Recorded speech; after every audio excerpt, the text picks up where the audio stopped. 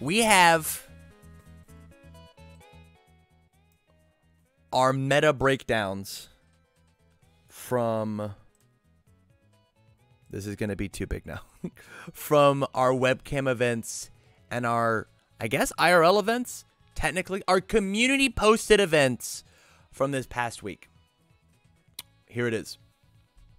So the events that I have information from, I get to bring it down just a little bit more, are from these. Can you guys tell this is the Legendary Wolf games?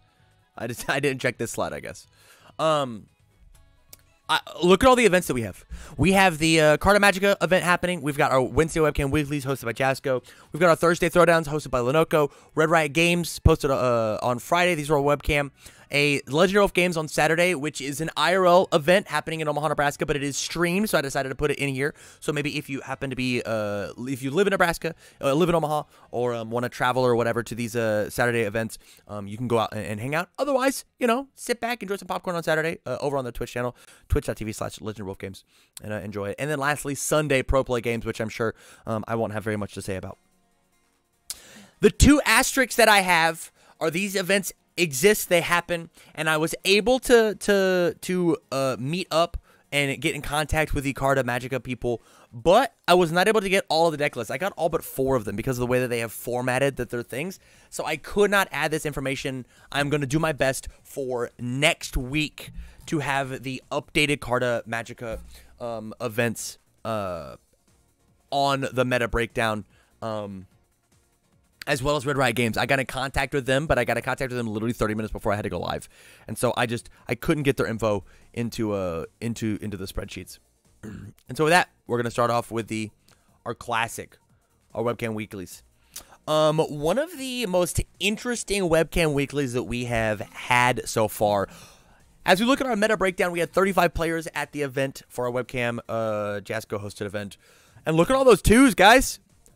Momoshoto, Ochako, Jiro, Eraserhead, Atsui, Kirishima, Midoriya were the all the look at how spread that is. And we had Kirishima not be the most represented deck from this most recent webcam event. Kind of crazy. So either all of these Kirishima killers have just opted to just like pull the brakes off for a week, save their list for another day, wanted to test out something else, or they just didn't show up. We had 3 Shigarakis, 3 Tokoyamis, 3 Nomus, and 4 Bakugous. This is like one of four only having 35 players. This is the lowest number that we've had for one of these webcam events. But this is incredibly diverse. I think this proves that people are getting bored of playing Kirishima. Yeah, maybe. That might be the case. You know what I'm not tired of though? Winning, right? And so I feel like if I just like want to win the game, I just play Kirishima, right? He's certainly. Oh, I don't have a trash bag in there. It was trash night. He certainly is he's certainly the crowd favorite to just like win every event, right? And obviously, as we prove throughout the rest of the week, we're gonna show that he is slayable. As we look, here are our undefeated characters. We had 1 Kirishima, 1 All Might 3, 1 Atsui, and 1 Sero. Interesting enough, the All Might 3 and the Sero were only represented in just their one of categories. So that person was just good enough to just go 3-0. And that is the way this format works, right? Is if you go, it's a 3-round tournament, no matter how many players, and you get prize support, you get bonus prizes if you do happen to go 3-0. So we had 4 lucky contestants be able to go that 3-0. I doubt it's because people are bored playing him. If you want to win, you push past being bored. Not to give away anybody's deck tech, because I don't want to dox anybody of what they were playing, right? But I know that one of the most famous popular Kirishimas, I'm pretty sure, was playing as Midoriya this week, right? And so I think we're having a lot of people jump ship just to play other things, not necessarily because of not because of it. People are really starting to experiment more. Yeah. It kind of shows you how open and I'll use the words quote unquote healthy that the meta is. We didn't have both of the Kirishimas go undefeated, right? Both of the Kirishimas didn't win out. It was All Might, Sero, and Atsui. Here's the big thing that I'm noticing. Bakugou has consistently been one of the most represented characters inside of all of these Webcam Weekly tournaments that we've had a lot of data for. I don't think I've seen one go undefeated yet. Chat, tell me if I'm wrong, but he's just not putting up numbers, guys. He's just not putting up numbers. He feels great, but he's inconsistent. True. As somebody who played One Check Bakugou last week, man, when that deck rolls, it rolls. It felt so good to play my games as Bakugou, and then I went 2-1 in the tournament. Or sorry, I went 1-2. Yeah. But our classic killers of Nomu and Tokoyami being at the top. Another thing, we've had Nomu come out with like almost the same, if not better, numbers than Bakugou, and he's also not putting out these undefeated numbers. I think it just might be because like his once again his matchups into the top 3 decks are really, really rough. I think Kirishima, Eraserhead, and Jiro are really good at preying on Nomus. Not to mention, excuse me, Shigaraki kind of melts him too, huh? And so I think it's just a hard fight for Nomu to get it, but I'm happy to see how many different characters we're seeing. Yeah.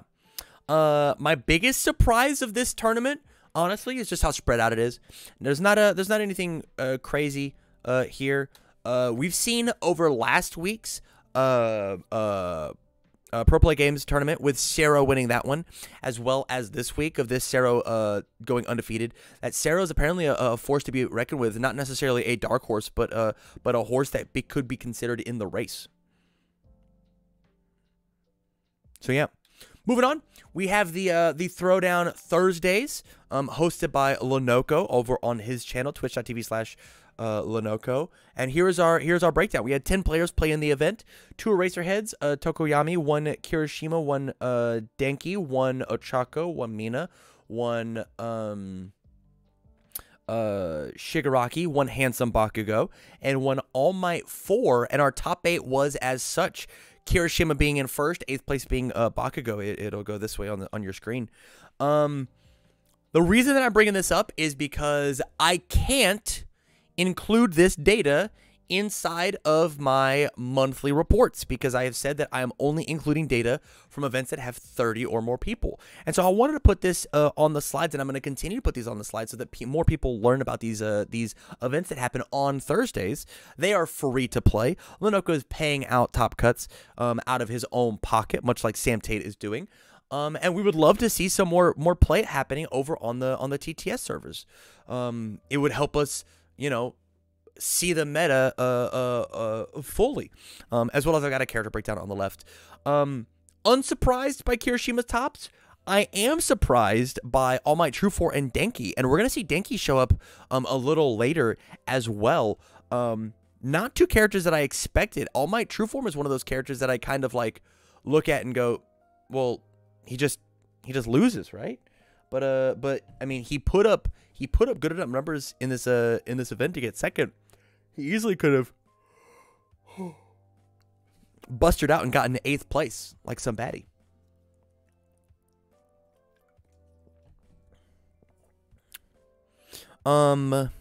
Symbol wise, there's not anything crazy here. Everything looks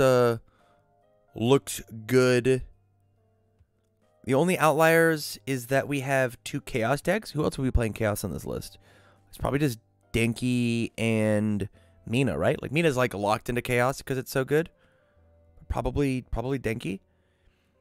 So seeing Chaos, seeing Death is cool. Anywho. Legendary Wolf top 8. They only had 8 players, but once again, I just wanted to showcase that this exists because of you could go have it, enjoy your Saturday. Atsui at the top, Shigaraki in 8th. It's fun to see a Mount Lady on an event. We had 1 Mount Lady play in hey man, I just kept the same graphic. we had Mount Lady play over on the Webcam Weekly event, and I know that this Mount Lady actually, I'm not gonna say that. That's saying too much. It's saying too much. But yeah, this is a really healthy breakdown. If the game was broken, right? Like your locals would just be 8 Kirishimas or 8 Jiros or 8 Eraserheads. But the fact that like we're seeing so many is so interesting. This is not a webcam event. I have to make that perfectly clear. Can't. This was not a webcam event. This was their locals that they streamed. But because it is on the community post, I wanted to highlight it so that people can go out and watch the stream. Or if they do happen to live in Omaha, Nebraska, they can go and play in the events. I just wanted to, you know, high tides raise all ships, you know? And that brings us to the largest event of the week, which was the Pro Play Games event. 37 contenders for the 1K. I have to bring my cam down just a little bit more so we can fully see the breakdown.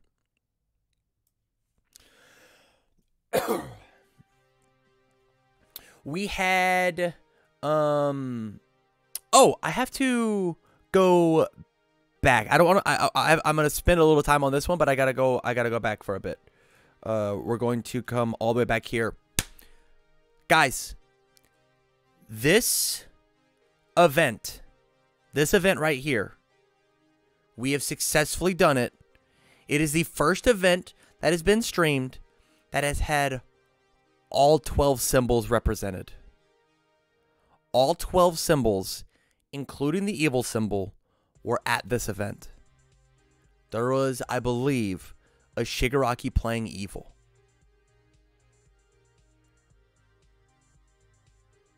All 12 symbols. There was an evil deck, and there was an all deck who was as, like, underrepresented. How far did the evil deck go? I have no idea. But this was the first tournament streamed. I believe. It's either this one. Actually, it is. It has to be this one because of how spread it is. It's good. Good. Anyway, back to the most coveted event of the week. 37 players. Our breakdown our round 1 lost to low attacks. You know it. Nightmaster, was it you? Were you playing that Shigaraki deck? If you were, good on you, man. Putting up numbers. Representing the first evil deck ever recorded in history. No? Oh, okay. Just over here being funny. Let's talk about our breakdown. 5 Kirishimas, 5 Eraserheads, 4 Tokoyamis, 4 Shigarakis, 3 Jiros, 3 All Mights, 2 Ochakos, 2 Atsuis, 2 Bakugous, 2 Woods, 1 Todoroki, 1 Kaminari, 1 Atsui, 2, because the DLC was very legal, 1 Midoriya, and 1 Sero. The thing about this list that is surprising overall, right, is we have an Atsui 2 show up to the party. I love that. A little sad they didn't squeak in the top 8, but I'd love to see what their numbers were as the day went on. We had 5 Eraserheads. None of them topped. We had 4 Tokoyamis. None of them topped. Really interesting. Wait, there was a second Woods? Correct. There was a second Woods. Curious yeah, there was a... What a good breakdown. Over half of the Kirishimas that played topped. That is a neat number. And then our outliers in top 8, we have to say, are Kaminari and Ochako, right? I don't want to pat myself on the back because I did win this event with Ochako, but seeing Ochako in this top cut, I mean, that is history for the character. Same thing with Denki, right? Denki being able to squeak into top 8, not a thing that I thought would have happened, right? That character, like, if you want to play a crazy high roll character, you just play Tokoyami, right? But Denki did it. Denki was able to push through where Tokoyami couldn't. So maybe if you're looking to play like a big angry aggro deck, maybe Tokoyami's not the red deck for you. Maybe you are supposed to play Denki. Was Denki the Denki guy that went sideboarding into Mina? I'm not positive. Did it with Ochako sideboarded. Okay. All right. We love that, Beerlander. Beerlander, did you were you the one who played Denki? If so, congratulations, man.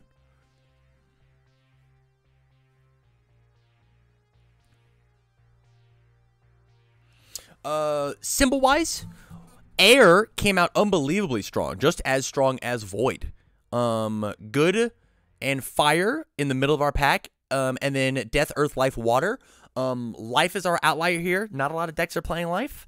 Not a lot of decks are playing Water, but you kind of have to if you're playing as Todoroki, which got second place. Which is our third outlier, right? Like we saw Bromley put up results last week in the Webcam Weekly event with Todoroki. And so it is shown that either he is carrying the deck or the deck is good enough to be consistent, right? Because we don't have enough data on other people playing as Todoroki. I want to say that we had a couple people in the Magna Carta place in the yeah, is it what is the name of this play? I keep Carta Magica.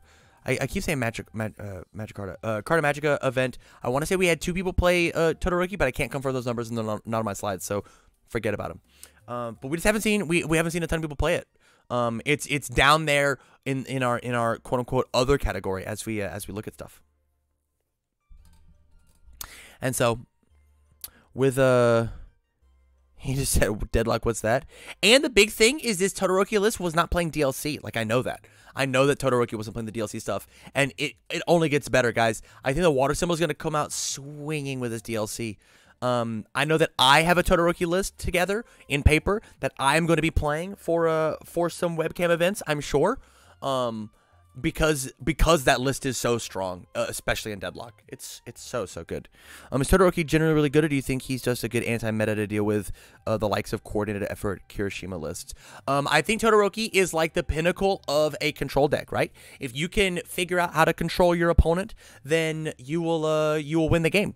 As soon as you can, if you get out aggroed, you'll lose the game, which is what we saw in finals, right? He checked inconsistently inside of game 3, but if you look at game 1 was a clinic of how you play Todoroki. There's literally nothing that I could do about it. Actually nothing. I won that game off of being able to take advantage of not respecting Sero inside of game 2 and the ability of my character being so potent going first, as well as him checking a 2 on his first move, so he went third, right? And that's it. That's just like that's how it is. But if Todoroki got to build like he was supposed to build going first in game 3, I think finals is a totally different game. I think I have to take him to turn 5, turn 6 as opposed to ending it on turn 2 or turn 3, turn 4. Yeah, it was crazy. Crazy daisy. On to our monthly breakdowns. Here's our character breakdown. And once again, I'm only taking data from, I'll hide my face so that we can actually see the full chart. I'm only taking data from the events that had at least 30 people. So we've had all the webcam events have at least 30, and then we just had this PPG 1K have 30 people. If we have more events that have 30 people, and that includes, yes, your locals. Oh, you can't see me. I just pointed to the camera. Yes, that includes your locals. If you get me the information of the character breakdowns and the players that did it, as well as the symbol breakdowns, I will start including them inside of these charts. But I just can't do that if I don't have the information. And it's got to be bigger than 30. Bigger than 30. If it is 29, I'm not going to count it, just because I got to have a hard number to cut it at. So let's talk about the numbers. Our lowest represented numbers are All Might and Ochako, each at 4.4%. Up next, we've got Atsui, right? Atsui coming in at 6.1. Nomu squeaking out at 6.6. Up next is Bakugou, once again, showing up in droves, not topping anything. Followed by Shigaraki, then Jiro, then Tokoyami, Eraserhead, and then Kirishima. And this is the first week that we have seen the quote-unquote other category outpace Kirishima. We have officially crossed the line where we have had more other decks be played than just Kirishima.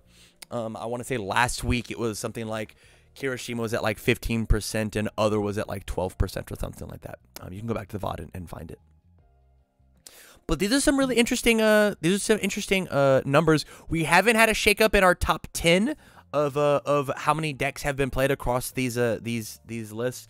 But honestly, having 10 decks fill out this percentage with not having any of a single deck be above 20% is the definition of a healthy meta. It is. It is actually the definition of a healthy meta. The other, because of how many cards, how many characters we have in our game, the other list being 20.5 is unsurprising. But this is not a paper rock scissors format. It's just not. There are obviously outliers, like you can see your top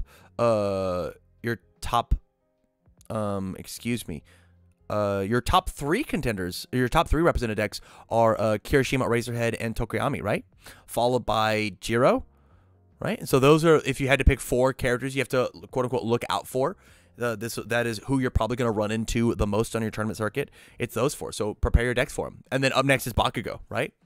Oh, sorry, Shigaraki. Shigaraki is next. And then Bakugou. Yeah, that top 5 makes sense, right? Kirishima, Eraserhead, Tokoyami, Jiro, Shigaraki. All 5 fantastic decks that all play really, really unique ways.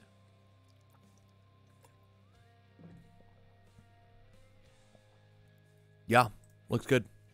Okay, I'm pretty sure that my next slide is my next slide because I do not have your player updates for this week because I was not able to get the top 8 for the Webcam Weekly. I was not able to get that data in time, so I will have to update it in the following week, and we'll see what it has done to the rankings. As soon as I make my Google Doc a little prettier for top 8 competitors of 2022, I will make that a public document that people can look at, and I will start letting it be a thing in the chat. And whenever I eventually get these videos up on YouTube, there will be links in the description down below as well, so you can stay updated at where your placing is in these TTS events. And once again, that data also is going to be exclusively for events that have 30 or more people played, and that includes, once again, your locals. If you can prove to me that you had 30 people at your event, I'll include it. So my 2022 recap so far, we are officially 3 weeks into the season, into the game competitively, and the gang's all here, guys. We only have, I think one character that's not been represented sans DLC, and that is Ayama. People are sleeping on that character, or people like haven't cracked the code to make him work in a webcam event. It is a I will unfuss stuff, I promise. It is a deck that I think is good. Build him and win the 1K with him. Yeah, we can play the 1K with Ayama. I have to make sure I have the IRL cards. I'm not gonna promise that because it's an IRL event. If it was a tabletop event, done, sold. I'd be there. I will for sure. I'll see what I can do. I see what you did there. I'll see what I can do. Anywho, yeah, I'm happy. I'm excited to see what the DLC does for the format. I think that All Might 2 is going to come out strong with a really, really tight showing. I have a fun deck list for Ayama. Hell yeah, Nightmaster. Go play it. Go put up the results. So with that, that's pretty much all I got for the week so far. New to the game, what is DLC? DLC is deck loadable content, and we are going to be talking about it here in literally the next 5 minutes. I've made an entire another TAM Talk presentation because the DLC is out and available, and I want to help people get the DLC